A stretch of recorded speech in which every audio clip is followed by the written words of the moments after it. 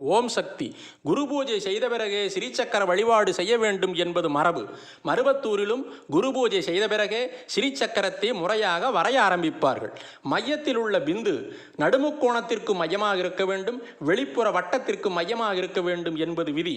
ஸ்ரீசக்கரத்தின் நடுமுக்கோணத்தின் கீழ் நுனி கிழக்கு நோக்கி இருக்க வேண்டும். இதில் தவறு ஏற்பட்டால் நேர்மாறான விளைவுகள் ஏற்படும் என்று காஞ்சி மகா பெரியவர் கூறியிருக்கிறார். நமது அம்மாவும் கூறியிருக்கிறார்கள், ஸ்ரீசக்கரம் ஒரு டிவைன் டிசைன். இது கெட்ட சக்திகளை துரத்தி அடித்து தெய்வ சக்தியை ஈர்த்து தரும் சக்தி படைத்தது என்று காஞ்சி மகா பெரியவர் கூறியிருக்கிறார்.